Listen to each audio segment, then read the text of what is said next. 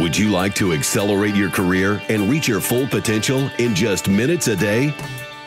Welcome to the LEADx Show with New York Times best-selling author and Inc. 500 entrepreneur, Kevin Kruse. Hello, everyone. I'm Kevin Kruse. Welcome to the LEADx Show, where we're helping you to stand out and to get ahead as a leader. And if you're the kind of person who always says thank you, then I hope you'll take 1 minute to leave a rating and review for the LEADx Show on iTunes or wherever you like to listen. And if you don't know how to do that in your own app or on iTunes, you can always point your browser to leadx.org/subscribe, and that's going to bounce you to the right page where you can just click some stars and write a one-sentence review if you like. This is the single best way we can find new listeners over the long term and build the LEADx family. Today on the show, I talked to a brother from another mother. He's a fellow Philadelphian, and before the interview, we mind melded on the Sixers and the Eagles and book publishing strategy. But on air, we sync up and discover that we have a lot of other things in common, including our fixation on commitment and gratitude and so much more. We're going to start with a quote of the day. When you change the way you look at things, the things you look at change. That comes from Wayne Dyer, all about perspective. Our guest today has been a lifelong serial entrepreneur. He's founded numerous for-profit and nonprofit organizations. He's currently the founder and CEO of Holman International, a global leadership consultancy, and his new book is Lead the Way, Inside Out Leadership Principles for Business Owners and Leaders. Our guest is Robb Holman. Robb, welcome to the show. Hey, thanks, Kevin. Joy to be on it. I'm looking forward to the conversations. Yeah, we're going to have some fun and we're going to talk about your new book in just a minute. But as you know, I've got a tradition on the LEADx podcast where I always start with the same first question because I think failures are stepping stones. I say no win or lose. It's just win or learn. So tell me about one of your best failures. Yeah, well, Kevin, I've never failed once ever. Yeah, right. I don't know. You have the wrong guest on. No, I've failed numerous times. Not afraid to admit that. And I can't help but think of a time where I was in my mid-20s as an entrepreneur, and it became much more about things than people. And people kept on dropping by my office. At the time, I was the president and CEO of a basketball clothing company based out of Philadelphia area. And, you know, I had a lot to get done, a lot of responsibilities on the sales end, vision casting end. We had employees that are family members. We had employees that were non-family members. So you can imagine some of the even drama at times that they existed. So I had to get things done. And I only had a certain amount of hours during the day to get things done. But I'll never forget, people kept on dropping by my office, whether they were employees, whether they were, you know, just friends in the area, and they had obvious needs. And they would always come by, hey, is Robb around? And my executive assistant at the time, which between me and you and your entire audience was my mom, because it was a family business, a real official name of, you know, the executive assistant. But in light of that, so there was one particular time where a friend of mine dropped by and said to my mom at the front, as soon as he entered in the office or the main office area, is Robb around today? And again, you know, she's like, well, so in any event, my door would not shut properly. And it was one of those that like, it just wouldn't shut properly. I had not gotten it fixed or whatever. So he comes in and he's looking for me. Robb, are you here? And he knows me well enough to walk around the office looking for me. And I kid you not, I was in the middle of doing something quite serious, a lot of responsibility, had to cross some T's, dot some I's. And I hid behind my office door that was open about just a little bit of a gap, just so he could never find me. Robb, and he starts entering in. I'm literally on my tiptoes behind the door so he could never find me. And just in the deepest part of who I was, I just felt like this little nudge, just like, now look at yourself. Look at what it's come to. You put things before people. Kevin, that was a huge wake-up call for me. And I was like, I don't want to be one of those people. And you're hearing from a guy, I love people. I've always enjoyed people. I'm enthusiastic. I'm a cheerleader of people. But even with people that are extroverts and love people, it can become about things more than people. From that point forward, I said, no more. You know, I'm going to go out of my way to serve people, to listen to people. And, you know, obviously you got to set boundaries and you got to get things done. But I wanted to make sure to keep people first. And it's amazing. Out of that time, what began to happen? You know, my hours would be multiplied. You know, I'd spend time with people listening to some of their problems and just that active listening that's so critical in today's day and age in any business culture and in life. And when I started to do that, it just so happened that stuff that would normally take me 6 hours to do, I'd be able to get done in about an hour or two by putting people first. So I learned from that failure. It was a true wake-up call for me to never allow that to happen again. I still need little mini wake-up calls along the way, but I got the major lesson in that. Well, Rob, let me ask you, because this is something that I like a difference of opinions on the show to talk some things out. And so I often, from my productivity, with my productivity hat on, will counsel people. I say, close your open door policy. And it's not about pushing people out always. I say we have to stop being managers of tasks and we need to start being leaders of people. And yet I feel that the door is always open does interfere with our deep work that does sometimes have to get done. So what do you think about that? Yeah, great point. There's definitely a balance in it. There's no doubt about it. I love where you're coming from, because at the end of the day, I think in order to be an effective leader of people, it really starts with leading ourselves first. Right. And in that, I think we need to understand even the discipline of good boundary setting.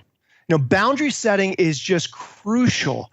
So many times leaders are saying yes way too much. And now keeping in mind what I just shared, my big wake-up call was I need to put people first. So keeping that in mind as maybe a foundation, I think with leading yourself first and creating boundaries, we need to understand what our true priorities are in any given season. Yeah, that's a great way. It starts there, right, with the priorities. It does. And so many people, so many leaders just don't know what their priorities are. So they're saying yes to even things that would be almost like obligations or opportunities or whatever the case may be. They're just saying yes to everything because their heart's in the right place. They want to help people. They want to be about big things. They want to see momentum. They want to see enhancement. But out of what place? So I've learned when we truly understand what our priorities are, now we can begin to sift through those requests that are going to come our way. Because let's be honest, leaders are only going to have demand on their time, resources, and energy. That's not going to go anywhere. As a matter of fact, it's only going to increase in time. Right. So it's our management of it that means everything. Now, this is great. We've actually jumped into some of these topics I want to explore more deeply. But again, your new book is Lead the Way, Inside Out Leadership Principles for Business Owners and Leaders. So let's just sort of start, what is the big idea of your book? So, Kevin, which you're very well aware of, which you're a pioneer in this space, is a lot of workers and a lot of leaders are disengaged in what they do. And so, I'll spell out disengagement as a lack of meaningful purpose and passion in what they do in their professional life, what they put their hands and feet to 9 to 5, so to speak. And, I love the Deloitte University Press statistics back in, I think, 2014, where it says that nearly 90% of employees or team members are disengaged from their work. Mm-hmm. And not to mention nearly 80% are the leaders of those people. So there's a major problem at hand here. And leaders obviously know that there's a problem, so they're throwing money and they're trying different things to try to solve that glaring problem. But what they're throwing at it, I don't think is as effective as it could be. And they're throwing out what I consider outside stuff, outside techniques and strategies that are a bit more motivational, trying to get into the heart and the mind of the worker. What I have over the years developed was more of an inside out approach, which is more of getting into the heart and the mind of the worker, understanding who they are, why they exist, et cetera, so that they're compelled to be about maximizing their performance and enhancing the company, et cetera. So the main premise in the book is to see that lack of engagement, that engagement gap really close, helping people truly understand why they personally exist on the planet, so they can maximize their passion and their purpose personally and see that infused into the workplace and what they do, as a team member, an employee, and as a leader. Now, here's the thing, though. If you want to understand why you personally exist, that sounds great. It's a question people consciously or subconsciously asking all the time. But the book is about, if you want to understand why you exist, understand who you are uniquely as an individual first, and that'll lead you down the path of understanding why you exist. So let me come back to that, who you are first, but I want to ask a follow-up on, with organizations, as you say, they throw a lot of resources at the engagement problem. Most of it doesn't work. Are you suggesting that managers or HR departments should serve in the role and can serve in the role of sort of the guru to help employees work from the inside out, or is that not their role? And this, you're sort of suggesting that each of us as an individual has to do this for ourselves. I think it's both and. I would encourage leaders to lead the way in that way. And I think, a lot of HR directors and leaders that I come across that I get a chance to serve and influence, they're doing a great job oftentimes with professional development. There's a track for professional development.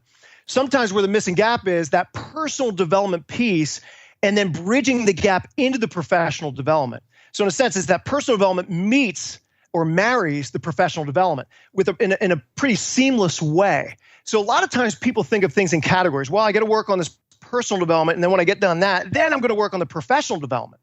And people seem to, I'm a little ahead of the game if I have that. But when you start to marry both, and what I always say is, in the Eastern way of thinking, I do a lot of work in the Middle East and serve leaders and train up leaders in the Middle East. And I love it because I love the West and I love the East. In the East, we can learn a lot from Eastern leaders. They think of things very holistically. In a sense, our lives and what we do every day, it's like a wheel with many spokes. See, in the West, we tend to think things more categorical in nature. We're greatly influenced by Greek way of thinking, which is not bad. It just is more in categories, file folders, more black and white kind of thinking. So I love to encourage people to say, what would it look like to think more holistically, to marry personal development and professional development? And if an HR leader, manager, or director can lead the way in that, as well as kind of seeing the employee, the team member themselves awaken in that and embrace that way of thinking and that way of living, I mean, that's where great things really begin to happen. Yeah, and Rob, you just gave me a gift because, something that I've been asked for over and over again for probably 30 years now. I will get questions from, say, directors of training in big companies, and they'll say, help us. We don't know what to do with our most senior, leaders, senior salespeople. We want to retain them. And we know by challenging them and helping them to grow, that will help with their engagement. But they've already checked the box on every training program we've got. They've been here for 25 years. What are we going to do? And I'm always thinking, what else can they learn for professional development? I think, have you done business acumen yet? I go in that direction. Yeah. And yet the answer is actually, they probably haven't checked too many boxes on personal development. And to facilitate that, you can continue, because look, that never ends, right? There's no end of curriculum for personal development. And that's really going to be my go-to suggestion, moving forward. Yeah. And I think too, Kevin, great point. And I think when we begin to tap into the individual, the person, with what lights them up, what truly matters the most to them, we're tapping into the very essence of who they are and what they were created to, who they were created to be and what they're created to do. In the midst of that, then, because we know it's very popular to come up with a business mission, business culture, and stuff like that. And you can rally people, have shared vision times, and it's exciting. But I've just recognized if you want a vibrant and long-term sustainable culture and company, tapping into the individuals and the team members as a foundation and then seeing that infuse, it just makes all the difference. But I think too, I want to touch on this very briefly. I think that with many leaders, they don't know that line. And I just want to be really honest. The line of is it really my role, or can I actually get fired, or can I get reprimanded if I dive more into someone's personal life? Right. And I understand there's lines there, and you don't want to turn business meetings and team building meetings and employee meetings into full-fledged counseling sessions. Right. So I understand, I get that. But the first time that I meet anyone, and I want to lay a foundation, I want to get to know the individual. How are they wired? What makes them tick? What are the things that they're most passionate about in life? What have been their milestones in life, the good, the bad, the ugly, that have gotten them to where they are today? So I know who I'm working with. I know who I'm there to serve. And then, moving forward, I want to build on that. I want to develop, at the end of the day, I want to develop authentic relationships. Because at the end of the day, when we have authentic relationships, that's the place where trust is built and fosters. And we know if we don't have trust, we don't have anything. That's right. That's right. Now, let me get back to you. Say that, it starts with, in terms of inside out leadership, with understanding, you said, who you are, yourself. That's where it all begins. So this is self-awareness. How do we begin that journey? How do we make progress there? Yeah, there's 5 key areas for me in helping you rediscover kind of who you are, that leads into why you exist and seeing that infused into the workplace. Number 1 is, and these are very practical things, Kevin. The first is, do you know your personal core values? the things that you stand firm in, strong convictions of the heart, as I like to call them, these are things that matter the most to you, that you're actually making decisions out of these places all day long, but may not fully realize it until you actually begin to have awareness of those things. Second area is your top strengths. Of course, I love Tom Rath and the Gallup poll and, the Strengths Finder, the natural talents, the things that come very easy to you. They're not as much hard work. It's pretty seamless. There's a lot of positive fruit that comes from it. What are those top strengths for you? Third, what are the top passion areas that you have in your life? And these are things that literally have you leaping out of bed in the morning in which to accomplish or to do. They're different for everyone. They could be work related. They could be more hobby or pleasure related, whatever it is. But what are the things that literally you could talk about these things or engage in these things all day long? And maybe you've been doing them for years, but it'd be like every time you talk about them, maybe for the first time with a unique individual, it'd be like the first time you're actually speaking about it. Now, I don't know if other people are going to be as excited with you, hearing it, but for you, you're excited about it. The fourth area, which I think is a biggie, is what are your top life milestones? And I touched on this just a couple moments ago. And these are the things, good, highly challenging, or somewhere in the middle, that have helped shape you to become the person you are today. And, it could be the divorce of a family member, mom or dad. It could be the birth of your first child. It could be, your first job, your first entrepreneurial paycheck, whatever it is. But, no matter if it's really great, a great blessing, or a huge trial or tribulation, these are the things that, at that time, that season, it's like a stake was put in the ground. Maybe you didn't fully realize it, but you knew you kind of would never be the same again. And I think that's really a big deal for people, and it really lets you in. It's about kind of owning your own story, and in that process, helping others begin to own their stories as well. And then the fifth and final area is, what's the primary gift you've been given? And I understand, like gift, there could be some crossover strengths and passions and stuff, but a gift isn't as much meant for you. It's meant for other people to be impacted and influenced by. For instance, like, are you just a gifted encourager? Are you a really compassionate person? Are you just a gifted leader? In a sense, when you understand your primary gifting, these are an area or areas that you could begin coming alongside of other people and where they can kind of unwrap you, so to speak.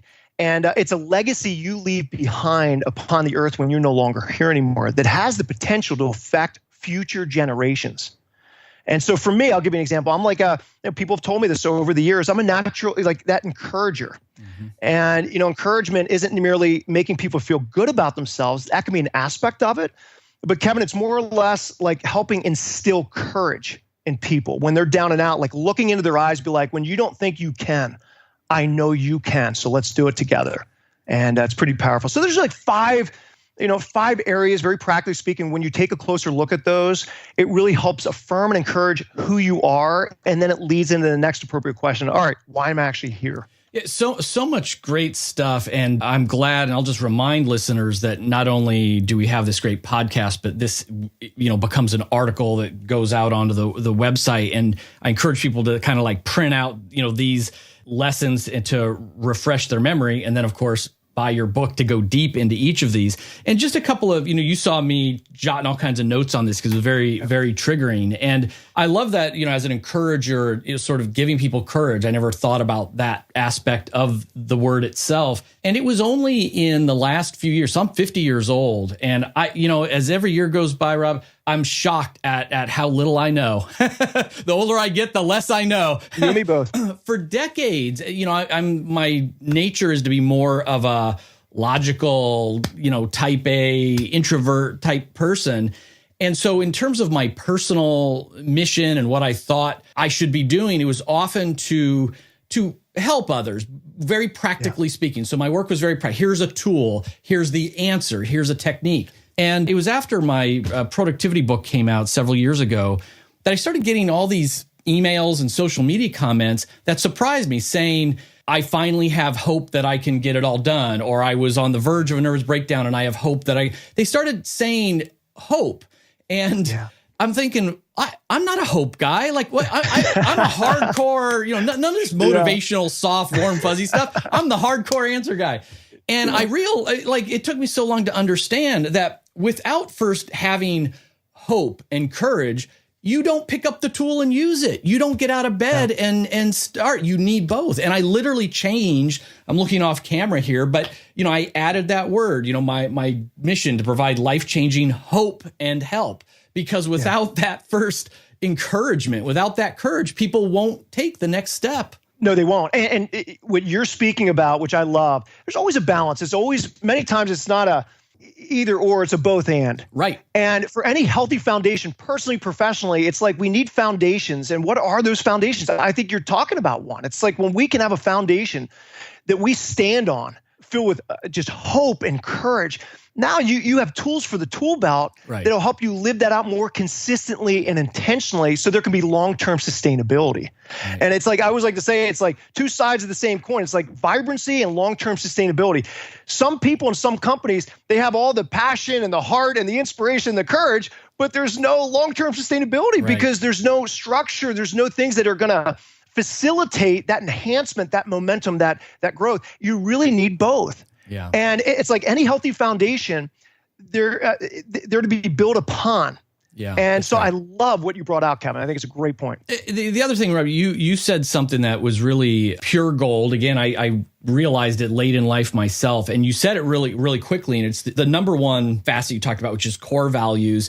And you said it's your values. It's how you're making decisions, even if you're not realizing it. And this, I feel, so this is really underlining for all the listeners, the importance of core values. And I think a lot of people think values, it's like, oh, it's that squishy stuff again. I'm supposed to know my values. I'm supposed to be a nice person and I'm helpful and all that. Core values are very practical. They can be very practical because they drive decision making. And a friend of mine, Dr. Jack Klober, he's one of the leading decision analysts in the world. He was in U.S. Army officer, then senior executive at Johnson & Johnson, and now he's paid big money by organizations who are trying to make a big decision, and they bring him and his company in to help them go through that. And so one day I just asked him over a cup of coffee, I'm like, Jack, okay, you're a guru at making decisions. Like, how do you make decisions? Like, break it down for a regular person. And he says it comes down to being clear on what are your values? What do you value? And thinking it through, and then are there ways to accommodate them? And this is very practical. My daughter, Natalie, she's 17. She's receiving the college acceptance letters, and she's got a tough choice. And she's like, Dad, we're going to have to sit down. I'm not really sure. It's not clear. And already in my mind, the first thing I'm going to tell her to do is, all right, what do you value most out of your, future college experience? Let's make sure you're clear on that. Is it living in a big city, or is it a really good film program? And it might be both, but then let's rack and stack and see how we do it. So if you can't, anybody out there, if you're ever stuck on a decision, a big life change you may need some courage to make, stay in your job, take a new job, do whatever it is. If you're fuzzy on it, it means you're fuzzy on your values, and you need to think those through. Could not agree more. And man, you're getting me going now, Kevin. I mean, honestly, because you're speaking my language. And if you guys haven't thought I'm passionate enough already, you just wait. No, and here's the thing about values as well. Not only do we need to have awareness of them, what they are for us, we need to help other people have awareness of what ours are as well and understand theirs. And I say that to say, for instance, one of my top core values is commitment. I'm a very committed person. Now, I could make a strong argument everyone should be as committed as Rob, but how's that work for me if I put those expectations on other people? Now, I need to understand, I need to clearly define what commitment means to me, what that looks like for me, and help my wife, help my kids understand that, help my coworkers, help my team members understand that, and the clients I have an opportunity to serve. So there can be an understanding and honor and appreciation in the midst of them, because someone's top core values is a commitment doesn't mean they're not a committed person. That's right. And I think we'd all see a whole list of core values, be like, check, check, check, check. Like, I want all these to be, these are all my core values. But I think if we're honest, there's some that come a little bit more to the forefront than others. Right. And again, when we begin to own them ourselves and also help other people understand our heart behind that as well, now that gives way to healthy communication. Good conflict resolution can come out of that, which is just huge, absolutely huge. Okay, so I'm going to geek out even further on this, because one of my top values for a long time has been commitment. And in fact, in my companies, but to your point, I didn't realize that this was happening, but I had so communicated my value of commitment that my team members used to call it the C word. Because they would say like, oh, I'll have that report on Friday. And then I would say, you think you'll have the report on Friday, or you're committed to having the report on Friday? Just by, they knew what that meant. And so behind my back, I found out they'd be like, well, did he use the C word? It was like a dirty word, the way I would use it so much. So we both value that commitment. But for the sake of time, let me ask you about this, because it's another really important practice for me, is all about gratitude. And in fact, in my Philadelphia condo, the only piece of original artwork I own is a piece by Peter Tunney. And it's this crazy word, gratitude, with 2 T's, and it stands for attitude of gratitude. And you write about this. Core conviction is to develop an attitude of gratitude. So tell me more about that. Okay. First of all, yes. First of all, we need to realize we're swimming upstream on this one. Mm-hmm. In our culture, and really worldly culture as well, but I'll say in American culture, people are much more negative than they even realize. I mean, we have one day of the year where we actually dedicate a day of thanks. It's called Thanksgiving, Kevin. It doesn't take long around the kitchen or the dining room table to all of a sudden hear a relative. I'm sure it's none of our listeners are the ones that initiate these conversations, of course, but to all of a sudden to go from this thankful heart into just more negative bent of conversation of the things that are happening that are wrong, or gossip, or all these different things that lead us into a place of getting really frustrated, angry, and stuff like that. And I'll state a point by saying this. I was taking a walk with a couple of my kids a few years ago, and we were just taking beautiful day, Kevin. I'm talking like, for those that don't know, I live in the greater Philadelphia area, Pennsylvania. That's where Kevin and I are, both Philadelphians. We love the Eagles. Yeah. So in any event, taking a great walk, beautiful day, sun's out, clear blue skies, and I come across a couple individuals, and I pass by them. I say, "Isn't today a beautiful day?"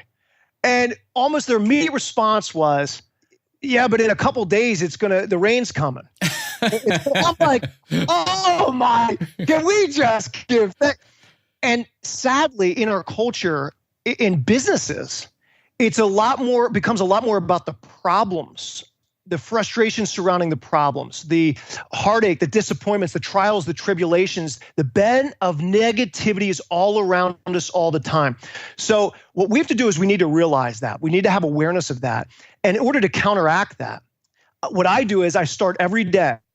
The temptation's there for all of us. I'm not saying it's a bad temptation necessarily, but to all of a sudden, as soon as we wake up, to turn on the news, read the newspaper, check social media, check the voicemails, check the emails. And then now we're caught in this stream, this current of negativity, because a lot of it is negative in nature. I've just decided I don't want my culture, my world to dictate any day for me. I want to take my day by the horns, and I want to take good control of my day by setting the tone with gratitude. So every day as I wake up, I start in bed. As soon as my eyes open up, what are the things most specifically that I'm grateful for in my life? I work my way downstairs, grab a cup of coffee. I continue that. Some mornings it's 10 minutes, and some mornings it's an hour.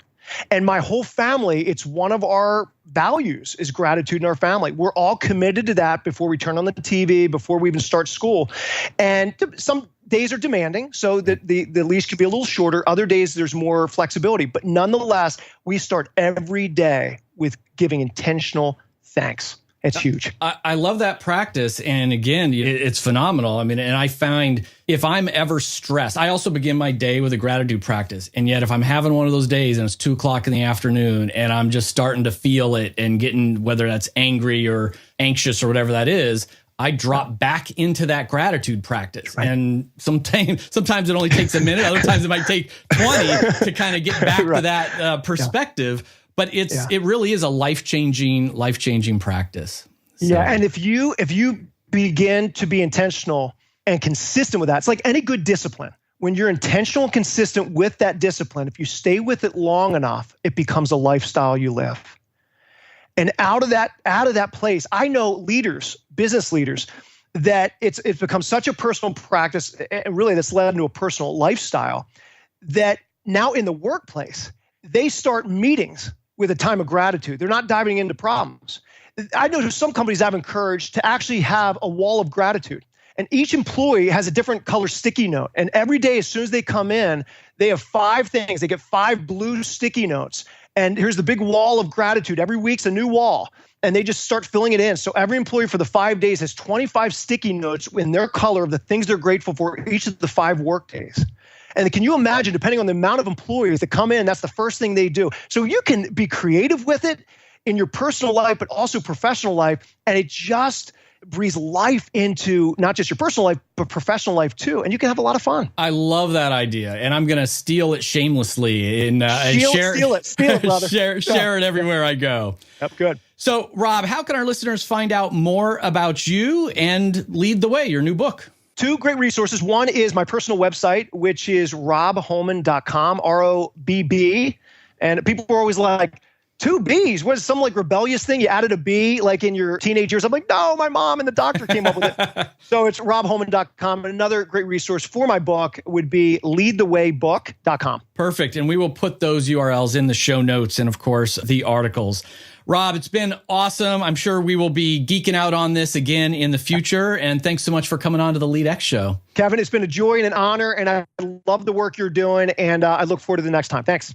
LEADx family, that wraps up another episode filled with leadership advice. But before I go, I hope you remember that at LEADx, we're on a mission to give free leadership training and professional development to everyone, anywhere, at any time. Visit leadx.org to check out our free course of the day and our weekly live webinars. And for your friends and colleagues who are managers, they lead people, let them know that they can get over 30 best-in-class management training courses on demand at their own pace at leadx.org for a ridiculously low investment of $7 per month. This is our public beta pre-launch pricing, and that quadruples really soon. Check out the LEADx Academy at leadx.org. And if you're the kind of person who always says thank you, then please take 1 minute, it's actually less than a minute, and go leave a rating for the LEADx Show on iTunes. Just go to leadx.org/subscribe, and it's going to bounce you to the right page on iTunes. You can just click some stars, maybe click that subscribe button, and if you have 20 more seconds, you could write a 1-sentence review of the show. It's the single best way for us to build our family. And of course, because leadership is influence, and we are leading all of the time, it's a question of, are you leading in a positive direction or a negative direction? I implore you to be mindful with your influence, to be mindful with your leadership. How will you lead today?